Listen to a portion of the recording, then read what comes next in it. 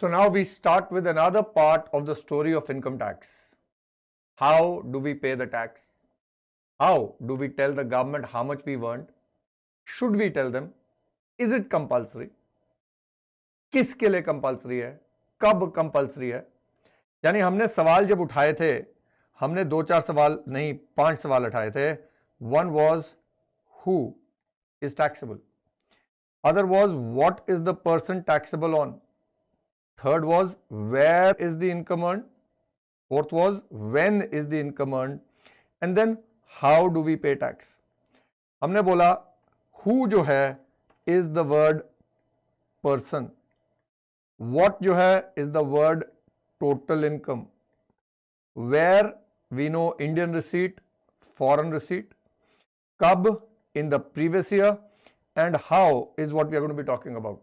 तो हमने who के बारे में पूरी बात कर ली, टोटल इनकम का पूरा फॉर्मूला पढ़ लिया, उसके बाद गिफ्ट्स के बारे में पूरी डिटेल पढ़ ली, Indian receipt, foreign receipt, step 3 तक कर लिया.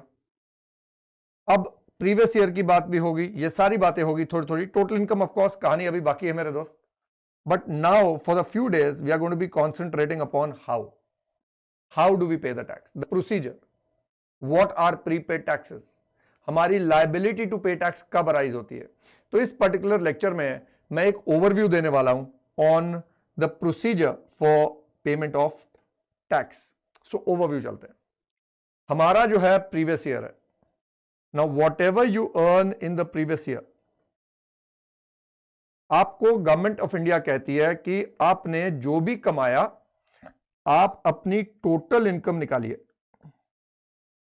नाउ टोटल इनकम कैसे निकालेंगे? सबको तो इनकम टैक्स आता नहीं है, तो उन्होंने बोला आप जाइए किसी की मदद ले लीजिए, कोई ऐसे पढ़े लिखे इंसान की मदद लीजिए जिसको इनकम टैक्स आता है. कौन है वो? देखो हम तो है ही हैं, पर यहां पर क्या दिक्कत है, किसी की भी मदद ले सकते हैं. गवर्नमेंट ऑफ इंडिया ने ये नहीं बोला कि केवल सीए के पास जाना है. यानी टोटल इनकम की कैलकुलेशन करने के लिए, एडवाइस लेने के लिए इंडिया भर के एसएससीज सीए के पास भी जा सकते हैं, लॉयर के पास भी जा सकते हैं, कंपनी सेक्रेटरी के पास भी जा सकते हैं, कॉस्ट अकाउंटेंट के पास भी जा सकते हैं, दोस्त के पास भी जा सकते हैं, दुश्मन के पास भी जा सकते हैं. So what is the calculation of total income going to be will depend upon who is calculating it. जिसको कम आता है उसने शायद गलती कर दी कैलकुलेट करने में, लेकिन आपको बोला गया एज एन एसएससी आपको कुछ वक्त दिया जा रहा है साल खत्म होने के बाद, और यहां पर गवर्नमेंट ने बोला इस डेट तक अपने को रिटर्न बता देना. Now what is the return filing? Return of filing is a process of what we will call now self assessment. Self assessment का मतलब आप अपनी टोटल इनकम अपने हिसाब से कैलकुलेट करिए, हमें बताइए. और बताने का जो तरीका है बेटा, it is not as if कि आप कागज का टुकड़ा उठाएंगे और गवर्नमेंट को बता देंगे. ये देखिए मैंने आपको बताया फॉर्म्स ऑफ इनकम है, अभी इनको एक बार चेक करते हैं. यानी फाइलिंग ऑफ रिटर्न में you are showing the department of income tax how you calculated your total income. Now if you look at over here, ये ITR 1 है, इसको सहज फॉर्म बोलते हैं. ITR 2 है, ITR 3 है, ITR 4 है, सुगम है, ITR 5, ITR 6, ITR 7 and there is ITR V which is also a verification form. Now understand what is happening. अगर मैं एक फॉर्म उठाता हूं, लेट्स लुक एट ITR 1, सहज फॉर्म है. अगर आप देखेंगे हर साल के फॉर्म्स CBDT अलग से स्पेसिफाई करते हैं, नोटिफाई करते हैं. यहां पर अगर आप देखेंगे ये ऊपर असेसमेंट ईयर लिखा है, यानी ये शायद 19-20 प्रीवियस ईयर का फॉर्म है. 20-21 के फॉर्म्स बाद में आएंगे जब साल खत्म होगा. इसमें देखिए आपसे शुरू में क्या मांग रहा है, जर्नल इंफॉर्मेशन, आपका पैन नंबर मांग रहा है, नाम मांग रहा है, डेट ऑफ बर्थ है, आधार नंबर मांग रहे हैं, देखिए मोबाइल नंबर, ईमेल एड्रेस भी मांग रहे हैं. क्यों मांग रहे हैं? क्योंकि कल को इनकम टैक्स वालों ने आपसे बात करनी है. पहले जमाने में चिट्ठी आती थी, पत्र आता था, डाकिया डाक लाया. आज की डेट में ईमेल आती है, मोबाइल नंबर पे SMS आता है. टेक्नोलॉजी के साथ साथ ये भी बढ़ रहे हैं. आपने कौन सी रिटर्न भरी, अभी धीरे धीरे हम सीखेंगे. एक है ओरिजिनल रिटर्न, एक है बिलेटेड रिटर्न, एक है revise return. Sections 139(1), 139(4) we will understand. वो आपसे पूछेगा कौन सी रिटर्न भर रहे हैं वो बताइए, नेचर ऑफ एम्प्लॉयमेंट क्या है, ये सारी डिटेल आपसे मांग रहा है. देखिए we will come back to the forms after we gone through. आज तो पहला ओवरव्यू का लेक्चर है. सो ग्रॉस टोटल इनकम आपकी कैसे आई वो आपसे मांग रहा है। उसके बाद सैलरी कैसे निकाली, वैल्यू ऑफ परक्विजिट्स हैं।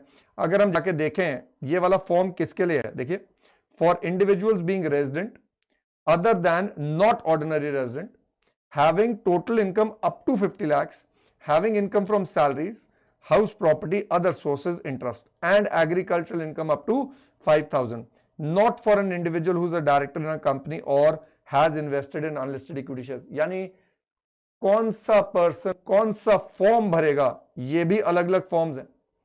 आपको इतनी डिटेल में अभी नहीं जाना है, मैं सिर्फ सिखा रहा हूं फॉर्म्स में मांग क्या रहा। देखिए, आपसे बोलेगा टोटल इनकम निकाल के दिखाइए, सैलरी कैसे आई, डिडक्शंस कैसे ली, आपका रेंट कैसे आया, फिर आपसे बोलेगा आपने डिडक्शंस एटीसी टू एटीयू की कौन सी ली हैं बताइए, डिडक्शंस, एग्जेम्प्टेड इनकम अगर आपकी है तो वो बताओ। उसके बाद आपका टैक्स आपने निकाला, कैसे निकाला, रिबेट लिया 87A का, देखिए बातें हमने करी हुई हैं। फिर कहता है हेल्थ एंड सेस ऐड कीजिए, कोई आपको सर्च चार्ज है, इंटरेस्ट है, ये सारी कैलकुलेशन करके आपसे अदर इंफॉर्मेशन मांग रहा है, आपका बैंक अकाउंट मांग रहा है, क्योंकि अगर आपको रिफंड आना है वहीं आएगा। और यहां पर आपसे details of advance tax and self assessment tax मांग रहा है और टीडीएस डिटेल्स मांग रहा है। यानी ये इंफॉर्मेशन जो आपसे मांगी जा रही है, नीचे यहां पर आपसे दस्तखत मांग रहा है, भाई सर्टिफाई करो कि ये जो आपने भरा आपके अनुसार बिल्कुल सही है। तो what we are understanding right now, and I just show you one more, हम एक और फॉर्म देखते हैं। ये देखिए कंपनीज के लिए जो फॉर्म है, लेट्स हैव अ लुक। अगर कंपनी का फॉर्म देखेंगे, यहां देखिए बहुत सारा, ये तो वो वाला पहले वाला तो बहुत छोटा सा फॉर्म था, ये देखिए, देखते जाइए, बैलेंस शीट तक की डिटेल्स मांग रहा है। देखिए पूरा बैलेंस शीट का डिटेल यहां पर मांग लिया उसने in the form itself, you have to fill the forms. अब हर बंदा ये फॉर्म नहीं भर सकता, तो किसके पास जाना चाहिए, जाना तो सीए के पास चाहिए, पर जा किसी के पास भी सकते हो, खुद भी भर सकते हो। ये देखिए कितना लंबा फॉर्म है, और अभी तो ये देखो यहां तक पहुंचा है, स्क्रॉल करते करते करते करते करते करते हो भगवान, इतना लंबा फॉर्म है, एंड में साइन होना है। So we come back to where we are. अभी तो सिंपल सी ओवरव्यू की बात हो रही है, self assessment, which basically means आप खुद करेंगे। You can take the help, you can take the help of anyone, but signature आपका होगा। सिग्नेचर कौन करेगा, सेक्शंस दिमाग में डालते जाइए, 140 बताएगा। ऐसा नहीं है कि कोई भी उठ के साइन कर दे। मैं एज एन इंडिविजुअल अपनी रिटर्न भर रहा हूं, मैं ये नहीं बोल सकता बेटे यार साइन कर दे, मेरा मन नहीं कर रहा, या सीए को बोलूं सीए यार तू साइन कर दे। एक कंपनी है वो अपने पीएन को बोलती है भाई रिटर्न साइन कर दे, ऐसा नहीं है। उन्होंने आपको बताया कौन साइन कर सकता है, people who can sign the return, but the signing off the return will be by the assessee और someone as nominated under section 140।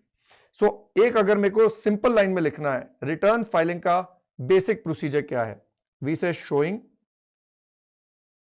The department how you computed your total income. अब इस पे assessing officer checking करेगा, इसके बाद जो assessing officer है वो इस पे चेकिंग करेगा, भाई तुमने सही करा या नहीं करा। अगर उसको लगेगा तुमने सही नहीं करा तो आपको नोटिस भेजेगा, आपकी स्क्रूटनी होगी, आपकी इनकम चेंज हो सकती है, टैक्स बढ़ सकता है। ये सारे प्रोसेस को बोला जाता है असेसमेंट। एंड मेजरली दो असेसमेंट्स हैं बेटा, एक है 143(3) और एक है 144।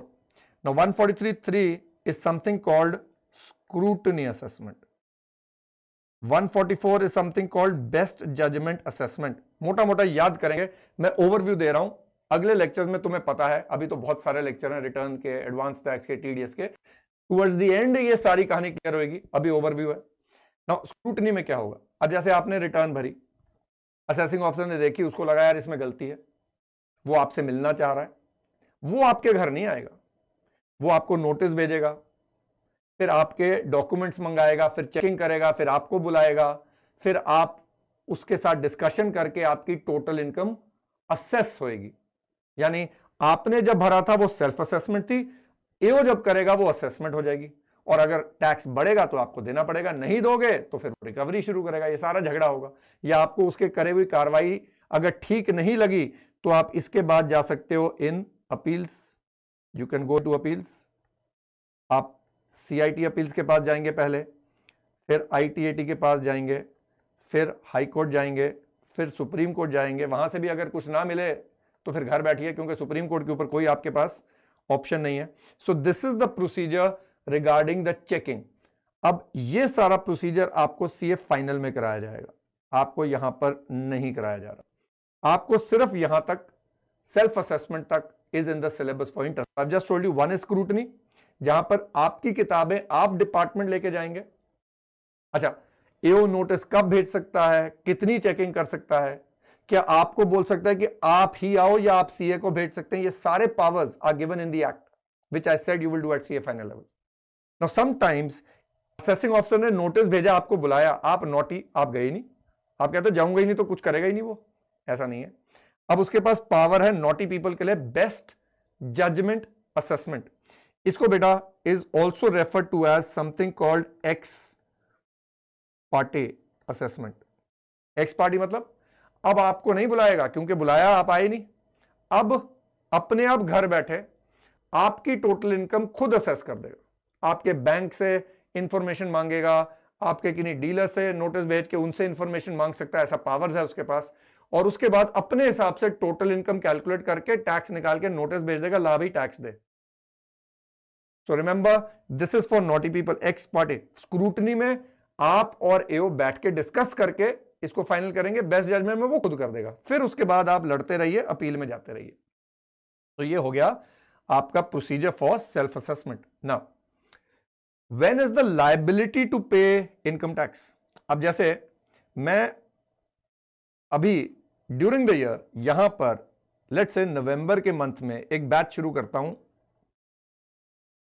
और उसकी फीस कलेक्ट करता हूं, क्या यहां पर मुच्छड़ आके मुझे बोलेगा भाई सुन, तेरे बैच में जितने बच्चे हैं उसकी इनकम पे जितना टैक्स बनता है अभी दे मुझे? नहीं, वो ऐसा नहीं बोल सकता है। Why? Because the liability to pay tax, now we are coming to liability to pay, so please understand what I am saying here. So we say liability to deposit tax is at the time of filing the return. Now tax जमा कहां कराया जाता है और return कहां भरी जाती है, please understand this procedure, will have to understand. Now जो टैक्स जमा हो रहा है ये आप जमा करा रहे हैं बैंक में, और कोई बैंक नहीं, designated bank. Income tax department बताएगा कौन से बैंक्स डेजिग्नेटेड हैं। और जो आप रिटर्न भर रहे हैं this return is going to what we call CPC Bengaluru. So we have Central Processing Center Bangalore, but अब उसका नाम हो गया है बंगलुरु। उनके सर्वर्स में जा रही है रिटर्न। हम पता करेंगे रिटर्न भरनी कंपलसरी किसको है, किन लोगों को ई फाइलिंग रिटर्न है। Majority return today are going through the computer, e filing हो रही है। जो बैंक में आप डिपॉजिट करते हैं उसको भी देख लेते हैं एक बार, आप बैंक में कैसे डिपॉजिट करेंगे। जब आप बैंक में जमा कराने जा रहे हैं वो आपको एक चालान देंगे, और ऑनलाइन करेंगे तो ये चालान डाउनलोड होता है, ये आपको वेबसाइट पे दिखेगा। अब जैसे चालान नंबर 280 है, ये आपसे बता रहा है टैक्स एप्लीकेबल, कंपनी का पे कर रहे हैं, अदर देन कंपनी का है, आपसे पूछता है किस साल का टैक्स है, आपका परमानेंट अकाउंट नंबर देखिए हर जगह पूछ रहा है, full name, address, telephone number, और आपसे सिर्फ पूछ रहा है कि आप एडवांस टैक्स जमा करा रहे हैं, सेल्फ असेसमेंट टैक्स जमा करा रहे हैं, या टैक्स ऑन रेगुलर असेसमेंट जमा करा रहे हैं, जो मैंने अभी बोला स्क्रूटनी इज रेगुलर असेसमेंट। यानी आप सेल्फ असेसमेंट करा रहे हैं, खुद का करा रहे हैं तो इसको टिक कीजिए। एडवांस टैक्स की अभी बात करूंगा मैं, सरचार्ज की बात कर रहा है, यहां सारी बातें कर रहा है। और यहां पर आप नोटिस करेंगे उसने सिर्फ बोला इनकम टैक्स कितना है बताइए, सरचार्ज कितना है, सेस कितना है, interest, penalty, others, total amount दे दीजिए। और यहां पर कहीं उसने आपसे टोटल इनकम की इंफॉर्मेशन नहीं मानी। Now what does that mean? So आपने बैंक में क्या जमा कराया, टैक्स। आपने बैंक में क्या भरा है, चालान। अभी आप दो चीजों में फर्क करेंगे, one is returns will be filed in forms, so this is form, and forms are ITR 1 से लेके वी से 7, राइट। चालान आपका 280 भी है, 281 भी है, डिपेंडिंग अपॉन TDS जमा करा रहे हैं या आप सेल्फ असेसमेंट टैक्स जमा करा रहे हैं। आपको इतनी डिटेल में नहीं जाना है, एक ओवरव्यू दूंगा, फिर we will look at what is applicable for your intermediate. But you know आप लोग आर्टिकल्स हैं, अभी ऑफिस जाएंगे, वहां पर आपके सीए को ये ना लगे कि क्या बच्चे आ गए हैं दफ्तर में, आपको पता होंगी बातें, थोड़ा सा और उस पर आप सीखेंगे, then you will be able to prove to your CA, listen we are not kids, we understood what the law is. समझ रहे हो मेरी बात? सो चालान क्या है? ये भी एक फॉर्म है, बट आप payment of tax ITR form में नहीं करेंगे, चालान में, बैंक में जमा कराएंगे, और बैंक ये डिटेल इनकम टैक्स डिपार्टमेंट को देगा। आप समझिए असेसी के केस में चालान में भी उसका पैन नंबर है और रिटर्न में भी उसका पैन नंबर है। यहां पर कंप्यूटर सॉफ्टवेयर आपके पैन को कोरिलेट करके पता कर लेगा भी आपका टैक्स पे हुआ या नहीं हुआ, और रिटर्न के फॉर्म में आप चालान नंबर भरेंगे, चालान नंबर पूछेगा आपसे, देखते हैं कहां लिखा है। ये देखिए यहां पर आपको बोल रहा है details of advance tax and self assessment tax. ये देखिए सीरियल नंबर ऑफ चालान पूछ रहा है आपको, टैक्स पेड कितना है, किस दिन आपने पे करा, यहां पर सारा है, ताकि जो सॉफ्टवेयर है इसको बैकएंड पे कोरिलेट कर सके। तो ये बात क्लियर होगी। नाउ बेटा अब क्या होना शुरू हुआ कि असेसी को जब रिटर्न भरनी थी, आप सोचिए आपने ड्यूरिंग द ईयर बहुत पैसा कमाया, चलो 1 करोड़ रुपया कमाया, चलो यहां पर 1 करोड़ ले रहा हूं मैं। अब 1 करोड़ पे हैं, 1 करोड़ पे आपको टैक्स कितना पड़ा होगा? तो अगर मैं सीधा सीधा लगाऊं 28 लाख, है ना, 28 1 लाख रफली लेते हैं भाई, ज्यादा नहीं लेते, 28 लाख प्लस 10% ले लेते हैं, सरचार्ज लग जाएगा, है ना, प्लस उस पे आपको सेस लग जाएगा, है ना, तो आपका कितना टैक्स पड़ जाएगा? रफली अराउंड 32-33 लाख रुपया टैक्स पड़ रहा है। आप सोचिए यहां पर 1 करोड़ कमाया, यहां पर साल खत्म हो गया, इमेजिन करो साल खत्म हो गया, ड्यू डेट आ रही है, due date generally is 31st of July और 31st of October. Now till 1920 it was 30th September, 2021 से ये 31 अक्टूबर हो गई है। 1920 में भी इसको उन्होंने एक्सटेंड कर दिया था, 2021 से तो 31 अक्टूबर हो गई। किसके लिए 31 जुलाई है, किसके लिए 31 अक्टूबर करेंगे ना, अभी बहुत वक्त है, ड्यू डेट है, आप 31 जुलाई लेके चलिए, यानी अप्रैल मई जून जुलाई 4 महीने दे रहा आपको। कहता पैसा जो तूने कमाया 32 लाख रुपया यहां पर जमा करा दे, 32 लाख रुपया, 32 लाख रुपीस। अरे आप जितना मर्जी कमा रहे हैं, 32 लाख गवर्नमेंट को देने में ना गड़बड़ तो होगी। अपने आप से पूछो, पूरे हिंदुस्तान में 150 करोड़ लोग हैं, कौन कितना पैसा कमा रहा है ये पूरी तरीके से गवर्नमेंट को पता नहीं है। कई लोग दुकानें चला रहे हैं, उन दुकानों में रोज की कितनी सेल होती है गवर्नमेंट को कैसे पता चलेगा? ये तो मतलब पूरा सिस्टम ईमानदारी पे टिका हुआ है, और ईमानदार हम कितने हैं ये आप मानते ही हो।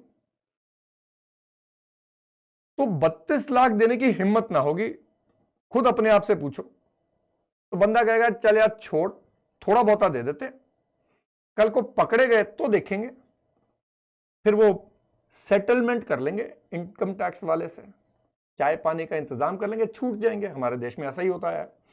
अब धीरे धीरे आपको बताऊंगा, ये जो सरकार है, जो मोदी जी की सरकार आई, उन्होंने क्या किया, ई असेसमेंट शुरू कर दी, यानी आप असेसिंग ऑफिसर से कभी मिलेंगे ही नहीं, सारा कंप्यूटर के थ्रू होगा, आपको पता ही नहीं है आपकी चेकिंग कौन कर रहा है, उसको भी नहीं पता वो किसकी चेकिंग कर रहा है, तो आप सेटल कैसे करेंगे, सारी बातें करेंगे डिटेल में। ई असेसमेंट के आने से क्या फायदे होंगे और क्या नुकसान हो सकते हैं, सारी बातें करेंगे। बट अभी हम क्या समझ रहे हैं कि आप ये टैक्स देंगे नहीं तो गवर्नमेंट का नुकसान होगा। तो गवर्नमेंट ने आपको बोला एक काम करते हैं, आपके लिए ये बात आसान करते हैं, आपके लिए हम 4 इंस्टॉलमेंट्स बांट देते हैं साल के बीच में ही, जैसे जैसे कमाओगे वैसे वैसे टैक्स दो। उन्होंने बोला 15 जून, 15 सितंबर, 15 दिसंबर और 15 मार्च, ये 4 इंस्टॉलमेंट्स में जितना भी आपका एस्टिमेटेड टैक्स था, तो हमें बोला गया यहां पर जब आप पैसा कमाना शुरू करते हैं, अप्रैल में कमाया, मई में कमाया, एस्टिमेट करो अप्रैल मई के हिसाब से पूरा साल कितना कमाओगे। तो आपने 2 महीने में सपोज 1 लाख रुपए महीना सैलरी कमाई, आपको ऐसा लग रहा है इतनी ही होगी, तो 1 लाख इंटू 12 आप सैलरी कमा रहे हैं। अभी आपने कमाई नहीं है, अभी आप एस्टिमेट कर रहे हैं, और 12 लाख रुपए के ऊपर कितना टैक्स बनेगा ये भी एस्टिमेट कर लीजिए, और उस टैक्स का 15% यहां तक जमा करा दीजिए। सो अगर 12 लाख रुपए मेरी टोटल इनकम बनती है, चलिए सॉरी एक एस्टिमेट ले लेते हैं, लाख रुपए का टैक्स बनता है, ठीक बात। अब लाख रुपए का 15% यानी 15,000 रुपए यहां तक जमा करा दे। और अगर 32 लाख रुपए का टैक्स बन रहा था तो कहता 15% 4,80,000 यहां जमा करा दे। फिर क्या कहता है, फिर कहते हैं कि उसके बाद आप यहां पर 15/9 पे आ जाइए। अब आप क्या कीजिए, यहां तक कि आपकी एक्चुअल इनकम आपको पता चल गई, बैलेंस साल की इनकम को एस्टिमेट कर लीजिए और उस सारी टोटल इनकम पे एस्टिमेटेड टैक्स निकालिए। और अब यहां तक आप क्या कीजिए, 45% टैक्स दे दीजिए।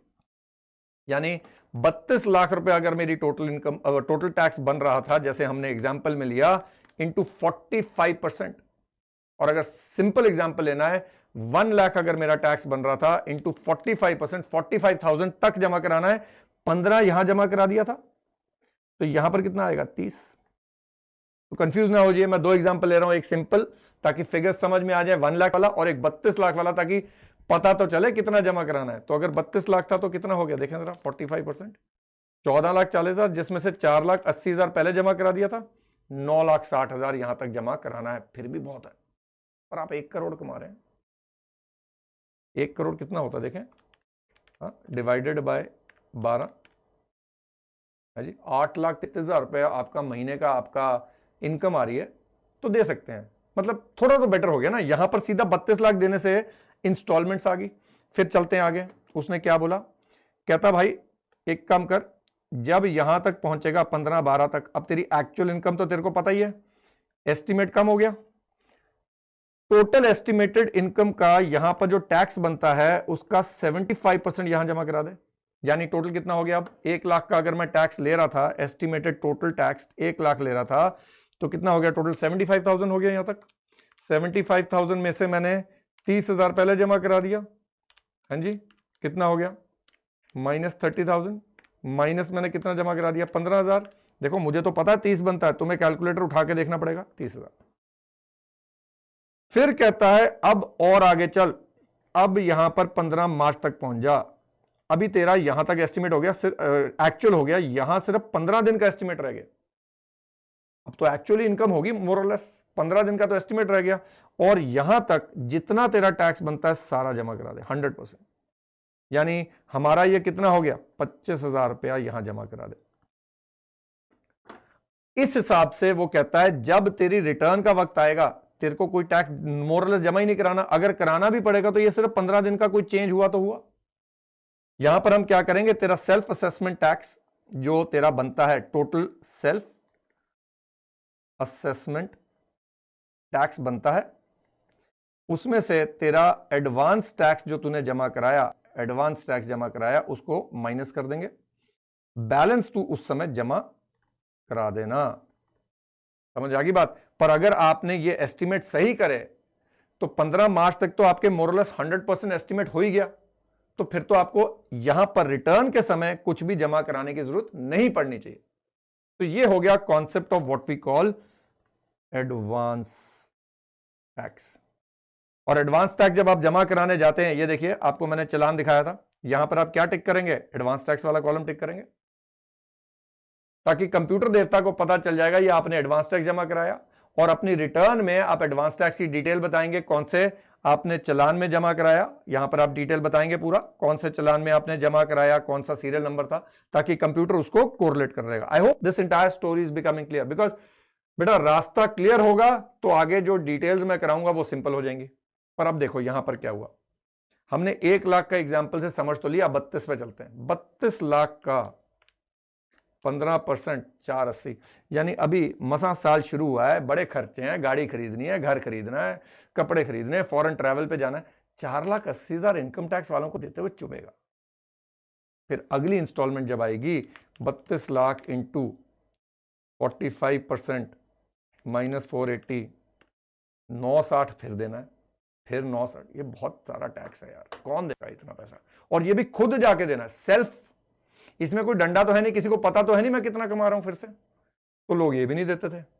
फिर उन्होंने एक नया कॉन्सेप्ट शुरू करा, यानी अभी तक हमने बात करी, चाहे सेल्फ असेसमेंट टैक्स है चाहे एडवांस टैक्स है, आपने खुद ईमानदारी से जमा कराना है। अब तेरी ईमानदारी को गया उसने खिड़की से बाहर करा, कहता यार जो लोग तेरे को पैसा दे रहे हैं, तू सैलरी कमा रहा है तो तेरा एम्प्लॉयर हो गया, तेरे को ब्याज आ रहा है तो बैंक हो गया, तू कोई वर्क्स कॉन्ट्रैक्ट करता है, किसी कंपनी के लिए काम करता है, कोई कमीशन कमाता है, उन सारी पेमेंट्स पे इनको बोला गया आप टैक्स काट लें। यानी उनको बोला गया ये जो पेमेंट कर रहे हैं, हम किसकी बात कर रहे हैं, पेयर, ये कौन है हमारा रेसिपिएंट, इसकी इनकम सपोज कीजिए एम्प्लॉयर है जो आपको 1 करोड़ की सैलरी दे रहा है, उसको बोला गया इस पे टैक्स बनता है 32 लाख रुपया, एक काम कर इसको ना 1 करोड़ दे ही मत, 32 लाख रुपया काट ले। काट लिया तो करें, 1 करोड़ में से 32 लाख काटा तो कितना हो गया 68, तो कहता है 68 लाख तो इसको दे दे और 32 लाख रुपया मुझे जमा करा दे, जमा विद इनकम टैक्स डिपार्टमेंट। ये हो गया टीडीएस का डिपॉजिट। कौन डिपॉजिट कर रहा है, ये, पर इनकम किसकी है, इसकी है। ये खुश क्यों है, खुश तो होना ही नहीं चाहिए, इसको उदास करते हैं। अब इसके पास जब 32 लाख आएगा ही नहीं तो इसकी ईमानदारी तो टेस्ट ही नहीं हो रही, अब तो पैसा पहले ही गवर्नमेंट के पास पहुंच गया। और ये जो भाई साहब हैं, ये टीडीएस अगर नहीं काटेंगे, कल को आपस में बैठ के दोनों, ये कहता भाई सर एम्प्लॉयर सर आपको क्या लेना देना, मेरा इनकम टैक्स वालों से झगड़ा, आप क्यों मेरा टैक्स काट रहे हैं, आप मेरे को 1 करोड़ दे दीजिए, मैं अपने आप संभालूंगा इनकम टैक्स वालों को। इनकम टैक्स वाले ने क्या बोला, कहता भाई सुन, अगर तू टीडीएस नहीं काटेगा ना तो तेरे को पेनल्टी लगाऊंगा, तेरे को जेल डालूंगा, तेरे से ब्याज लूंगा, और तेरा खर्चा जो तू बिजनेस एंड प्रोफेशन हेड में क्लेम करने जा रहा है वो डिडक्शन भी नहीं दूंगा तेरे को। सारी बातें डिटेल में करेंगे अभी। यानी उन्होंने इसी पे डंडा डाल दिया। ये कहता भाई ना मेरी इनकम, पैसा तो मैंने 1 करोड़ देना ही है, मैं इसको 68 दूं और गवर्नमेंट को 32 दूं या इसको 1 करोड़ दूं, मेरा क्या जा रहा है, मेरे तो जेब से 1 करोड़ जाना है, मैं गवर्नमेंट को दुखी नहीं कर सकता, उन्हीं के इलाके में रहना मैंने, तो मैं तो गवर्नमेंट को 32 लाख रुपए देता हूं, नहीं तो मेरे को तो ये जेल डाल देंगे। तो ये डंडे वाली अप्रोच होगी। So this concept is what we call the concept of TDS. This is given under chapter 17B of the income tax act. वहां पर हम पढ़ेंगे कौन सी पेमेंट पे टीडीएस कटता है, किस रेट पे कटता है, किसको काटना है, ना काटने पे पेनल्टी लगेगी नहीं लगेगी, सारी बातें। अब ये लोग क्या करेंगे, ये जो पेयर है ये इनकम टैक्स डिपार्टमेंट को एक टीडीएस रिटर्न भरेंगे। टीडीएस रिटर्न कैसे होगी, यहां पर टीडीएस रिटर्न में लिखा होगा इसने इस पेई का उसका पैन नंबर होगा, उस पैन नंबर के अगेंस्ट कितना टैक्स काटा, कौन सी डेट को काटा और किस चालान में जमा कराया। ये कहां जमा कराएंगे, बैंक में, और बैंक ये सारी डिटेल कहां दे देगा, बेंगलुरु में। समझ में आ गई बात। अब उसी तरीके से इस बंदे को इसने भी पेमेंट करी, सपोज सैलरी की नहीं करी, हो सकता है इंटरेस्ट की पेमेंट करी, हो सकता है इसको जो पेमेंट करी it could be for any let's say इसको रेंट आया, रेंट की पेमेंट आई।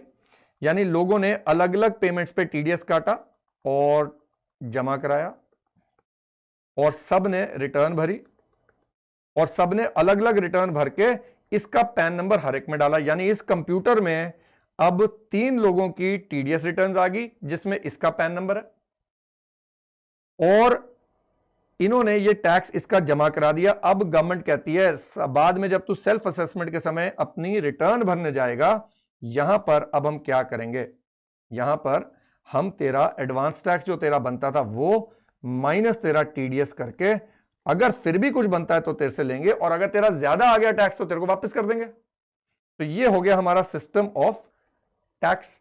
अब यहां पर एक बात समझो, ये जो टीडीएस और एडवांस टैक्स है ये साल के दौरान कट रहे हैं, therefore we call them prepaid taxes।